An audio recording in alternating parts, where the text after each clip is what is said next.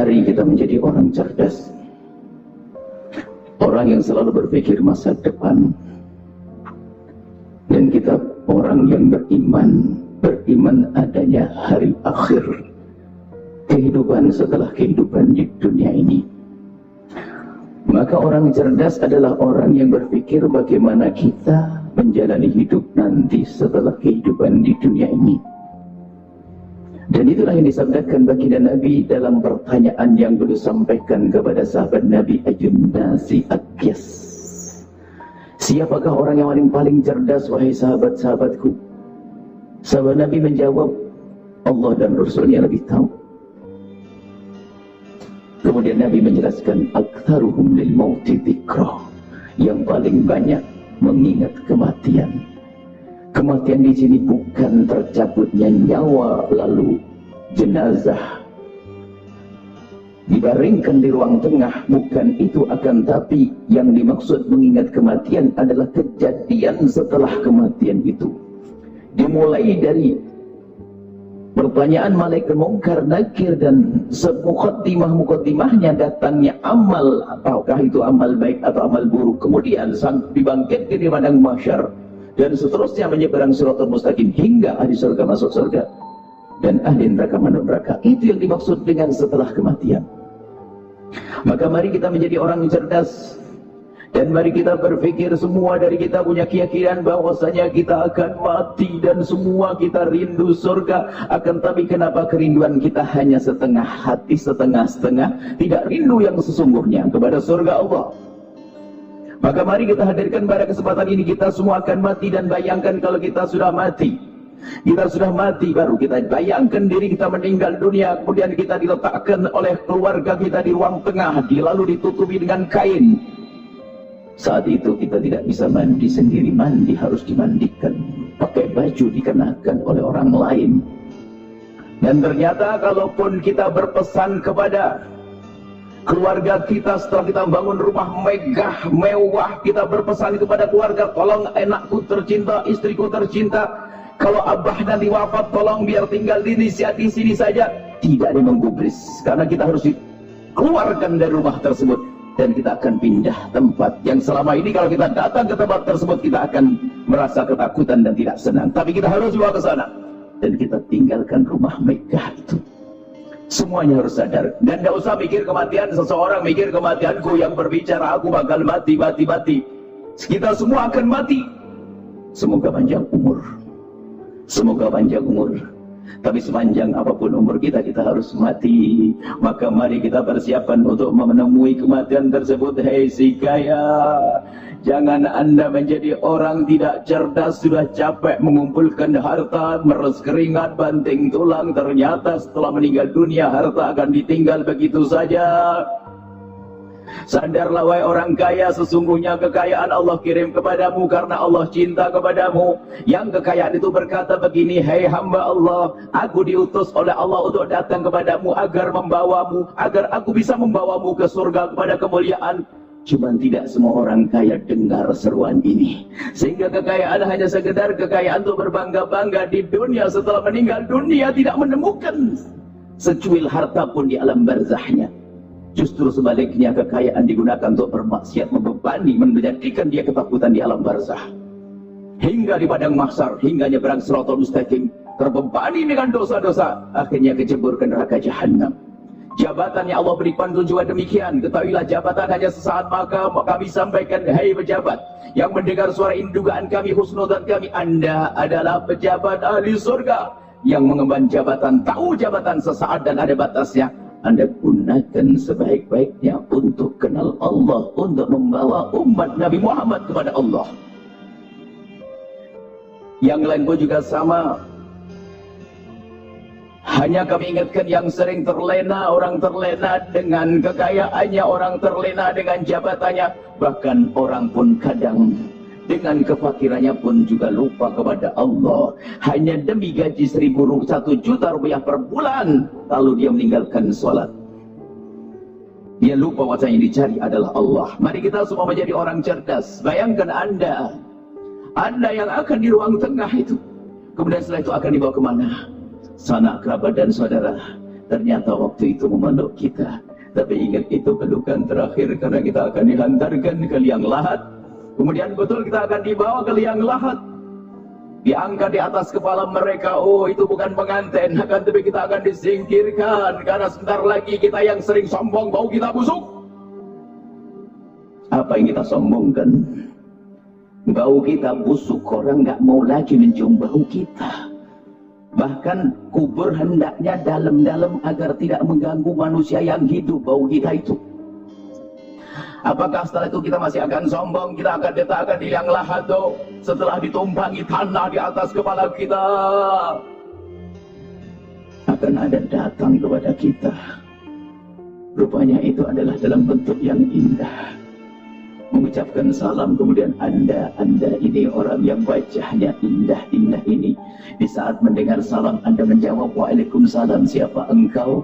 Suara itu menjawab, aku adalah sholat malammu yang kau tegakkan selama hidupmu. Ada lagi suara indah, kemudian anda bertanya, siapa engkau? Aku adalah sedekahmu dulu. Ada lagi suara lebih indah lagi, lalu anda bertanya, siapa engkau? Aku adalah saat jalinan silaturahmi yang kau jalin, dan seterusnya. Sebelum kedatangan malaikat Munkar Nakir, anda sudah didatangi dengan amal baik anda, yang itu menjadikan anda tidak merasa gentar dan takut di saat berada di alam barzah. Sehingga malaikat Munkar Nakir datang bagi anda adalah seperti hamba Allah yang lainnya. Dia tidak perlu ditakuti, dan dia pun akan menyapa anda, bertanya dan kepada anda, pertanyaannya laksana sapaan yang indah antara sahabat dengan sahabat. Di saat beliau berkata, malaikat berkata, man rabbuk, anda pun dengan cepat menjawab, Allah Rabbi, dan seterusnya. Karena anda di dunia orang yang baik, anda rajin salat, anda rajin sedekah, anda baik dengan istri, anda baik dengan tetangga, anda tidak pernah mengunjing orang, anda ini loh orang baik. Maka di alam barzah anda menemukan keindahan sebelum anda mendapatkan keindahan surga nanti setelah dibangkitkan di padang mahsyar. Sepanjang di alam penantian anda merasakan indah, tidak merasa ketakutan. Tapi sebaliknya itu hamba yang di dunia suka menyakiti tetangga, nyakiti istri, nyakiti suami, rebutan waris. Sudah begitu sering umroh, rebutan waris, sering umroh, nggak diterima umrohnya. Akan tambah itu dosa. Dan dengan suara menakutkan, kemudian orang itu ketakutan, siapa engkau? Dia menjawab, aku adalah harta saudaramu yang kau ambil dulu. Semakin takut hamba ini, semakin takut hamba ini di alam barzah, semakin takut dan ketakutan.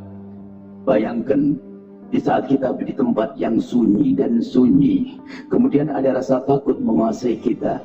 Kemudian ada gelas jatuh saja kita sudah ketakutan. Bagaimana di alam barzah?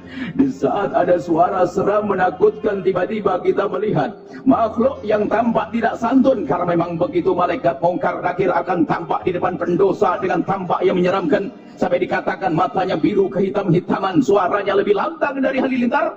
Kemudian bertanya kepada anda, man rabb, kepada dia. Saya tidak, bukan anda, katakan anda. Kepada si dia sang pendosa, man rabbuk. Dia tidak akan bisa menjawab, hanya berkata, Maka jangan menjadi dia. Jadilah anda orang pertama yang seperti ini yang kami lihat wajah-wajah ahli surga datang ke masjid. Dan jadikan hati anda hati perindu masjid yang sesungguhnya, dengan kekhusyuan, sehingga pulang ke rumah menebar senyum dengan sanak kerabat dan saudara. Siapapun yang punya masalah urusan waris segera beresin, jangan sampai urusan waris tampak di alam barzah. Yang berbuat zalim pada saudaranya segera selesaikan, yang punya kebiasaan dosa-dosa segera selesaikan. Dan hendaknya seperti inilah khatib menyampaikan pesan, berbicara yang sesuatu yang menjadikan orang itu mempersiapkan diri menghadapi akhirat. Persiapkan diri kita semuanya, tidak usah nengok orang lain, akan tapi tengok diriku, aku yang akan mati. Dan ingat, wahai hamba Allah, kalau sudah kematian datang tidak akan bisa ditunda-tunda. Dan datangnya pun kadang tidak ngasih kabar. Semoga Allah matikan kita dalam keadaan husnul khotimah, mati dalam keadaan mulia, mati dalam keadaan diridhoi oleh Allah. Dan ini yang perlu kita hadirkan. Kesadaran terus kita hadirkan, renungan. Dan ingat, semakin seorang hamba sadar akan adanya kehidupan setelah kehidupan di dunia, maka lihat semakin indah hidupnya. Bukan ketakutan, Itu kan film horor. Ini bukan itu, akan tapi karena yakin aku di surga, aku di akhirat harus mulia, aku harus indah di alam barzah, aku harus indah di padang mahsyar. Maka yang sadar mana ini, dia akan mengambil hak saudaranya, nggak akan berani, dia akan menggunjing, tidak akan berani, nggak mau berzina, nggak mau minuman keras, nggak mau berjudi, nggak mau makan riba, nggak mau zalim pada pasangan. Karena ia sadar bahwa itu semua yang membebani dia di saat berada di alam barzah, akan membebani dia menyeberang siratal mustaqim, sehingga dia akan dijebur ke neraka jahanam. Hei hamba Allah, sadarlah akan makna ini. Jangan sampai kita menjadi orang yang di dunia ini ada tidak kenal Allah. Di alam barzah kita tersiksa dengan dosa-dosa kita. Ingat, mumpung nyawa masih ada di kandung badan kita, selagi matahari belum terbit dari barat, innallaha yaqbalu taubatal 'abdi ma lam yugharghir. Allah akan menerima taubat seorang hamba sebelum nyawa sampai tenggorokan. Kalau sudah nyawa tenggorokan terlihat neraka, taubat gak diterima lagi. Maka mumpung masih nyaman keadaan kita, yuk kembali kepada Allah. Ingat kematian, ingat kematian, ingat kematian. Dan sungguh nasihat Imam Haddad, jika engkau menemukan hati yang keras, dinasihati nggak faham-faham, diberitahu nggak mengerti-mengerti, maka ingatkan kematian. Karena kematian itu melembutkan hati yang keras. Kita semua akan mati, bukan kita mengingat kematian si fulan, akan tapi ingat kematian kita. Alangkah indahnya si fulan mati dalam sujud, dalam solatnya, dan di saat dia tidak punya kezaliman kepada siapapun. Akan tapi manusia yang hidupnya katanya ahli ibadah, tapi dia berbuat zalim pada saudaranya, banyak, dialah orang bangkrut. Atadruna manil muflis, tahukah kamu siapa orang bangkrut?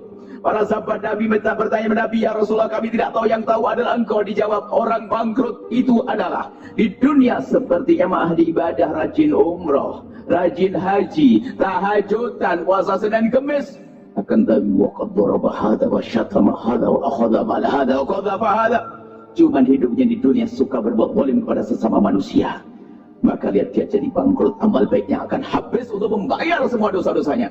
Maka jangan menjadi orang bangkrut. Ayo kita urusan kepada Allah, kita beresin, segera bertobat.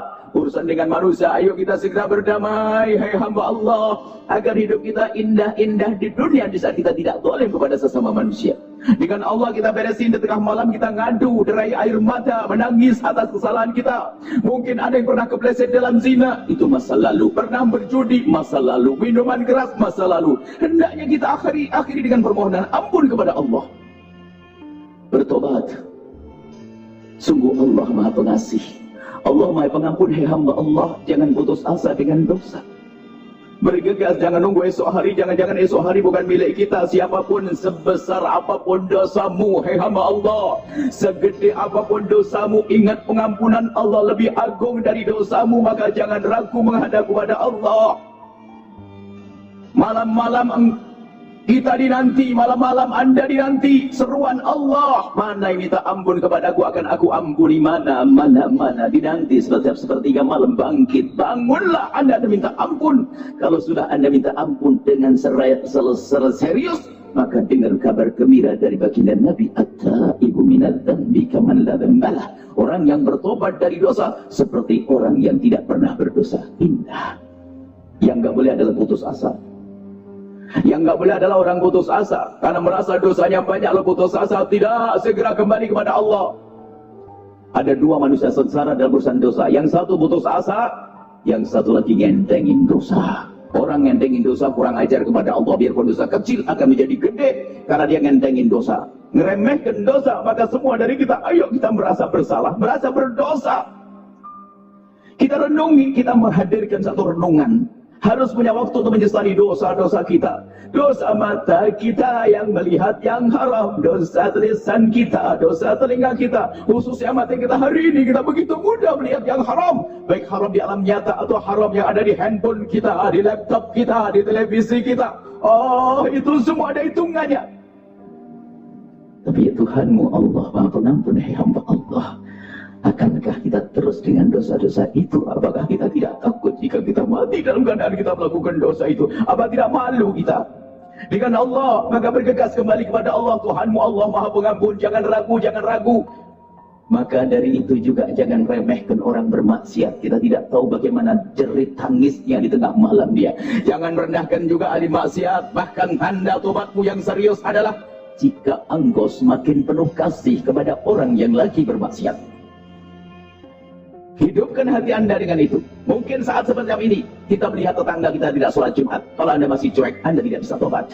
Harus hidup hati kita. Di saat melihat saudara kita bermaksiat, harus hidup hati yang penuh kasih, memandang mereka dengan cinta, dengan panjatan doa kita mengangkat tangan, ya Allah, tetanggaku wajib Jumatan tapi tidak Jumatan, ya Allah, tetanggaku masih minuman keras, tengadahkan tangan anda memohon kepada Allah. Itu tanda ketulusan anda di dalam meniti kemuliaan. Gak akan sombong, justru tambah penuh kasih. Semakin orang tobatnya serius, semakin penuh kasih dengan saudara-saudaranya. Begitu indah membawanya agar mengikuti jejaknya untuk kembali kepada Allah. Ajakan kepada pengampunan itu indah. Maka jangan sampai ada orang ditakut-takuti dalam bertobat. Tobat itu indah, tobat itu mudah. Dan tobat itu membersihkan diri. Dan biasakan kita untuk menyesali dosa-dosa kita. Renungan yang serius. Makanya jangan biasa mikir dosanya orang. Dosaku, aku yang selalu berdosa dengan lesanku, dengan syahwatku. Ketahuilah kalau Allah tidak mengampuni dosa kita, dosa itu akan tampak di alam barzah. Mumpung masih nyawa ada di kandung badan kita, yuk ngadu kepada Allah. Hingga meneteslah air mata penyesalan. Menangislah hai hamba Allah di saat anda mengadu di tengah malam. Tangis bukan untuk dipamerkan depan orang, tapi justru tanda tangis seriusmu adalah di saat pintu kamarmu, pintu musolamu engkau kunci. Kemudian di saat itu bisa derai air mata penyesalan karena dosa.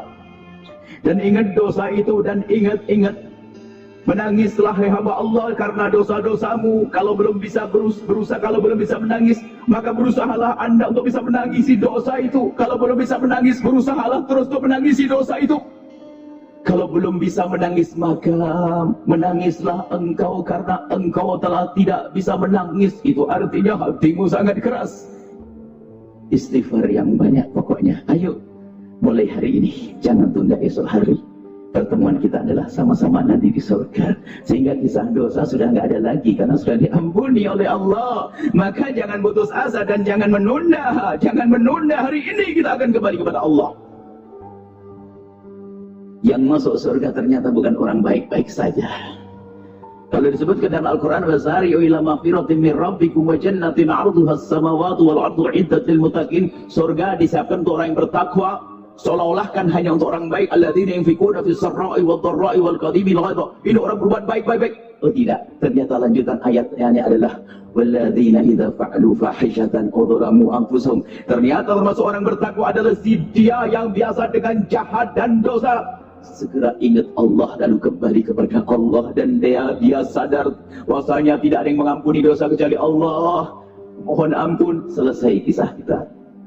Inilah yang bisa kami hadirkan ya hamba Allah. Singkat, semoga ini menjadi sebab kita bisa berjanji untuk bertemu di mana? Di surga bersama baginda Nabi Muhammad sallallahu alaihi wasallam. At-taibu minadz-dzambi kaman la dzambalah. Orang bertobat dari dosa seperti orang yang tidak pernah punya dosa, seperti tidak punya dosa. Dan setelah itu ingat, jangan rendahkan orang yang berdosa. Justru kita harus sedih karena itu umat Nabi Muhammad akan ke jebur neraka. Harus kita tolong sebisa mungkin. Keluarkan hartamu untuk menolong dia agar dia selamat. Jika dia bermaksiat karena kurang rezeki, anda beri rezeki. Jika kurang ilmu, anda beri ilmu. Yuk kita tumbuhkan kasih sayang kita kepada mereka. Itu tanda ketulusan tobat kita. Ma'asyiral muslimin, innal hamdalillah. Innal hamdalillah wassalatu wassalamu ala Rasulillah.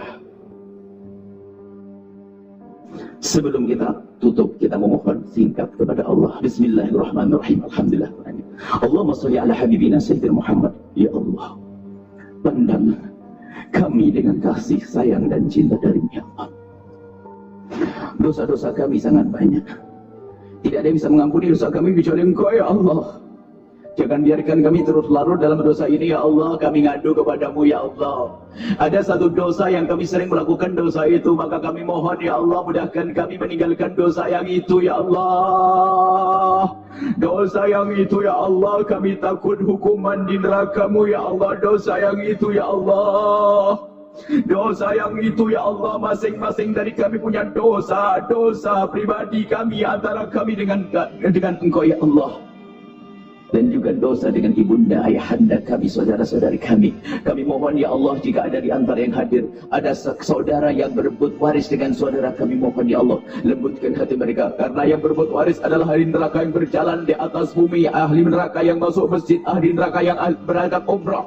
Merebut waris saudara adalah dosa besar. Maka kami mohon ya Allah, jika ada di antara yang hadir yang berebut waris, kami mohon kembalikan ke rumah mereka dengan kelembutan hati ya Allah, sehingga setelah itu akan damai dengan saudara ya Allah. Yang pernah punya pengalaman zina ya Allah, ampuni dosa mereka, bencikan kepada zina dan tutup aib mereka di dunia, hingga di dunia tidak terhindarkan, dan tutup aib mereka di akhirat ya Allah. Yang masih berurusan dengan riba ya Allah, kami mohon ganti dengan modal yang halal penuh berkah. Yang sering zalim kepada pasangan, lembutkan hati mereka sehingga indah dalam rumah tangga mereka ya Allah.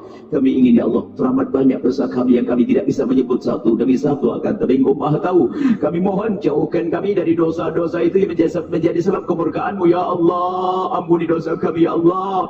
Kami ingin dekat dengan kekasih-Mu Nabi Muhammad, dan dosa penghalang antara kami dengan kekasih-Mu Nabi Muhammad. Kumpulkan seperti Engkau kumpulkan kami saat ini. Kumpulkan kami kelak di surga bersama kekasih-Mu Nabi Muhammad ya Allah. Ya Allah, ya Allah, jika ada orang kaya di sini, jadikan dia orang kaya ahli surga. Jika ada pejabat di surga, orang fakir ya Allah, mudahkan urusan rezekinya dan jadikan ahli surga ya Allah. Yang sakit sembuhkan ya Allah, yang punya hutang mudahkan dalam bayar hutang mereka ya Allah.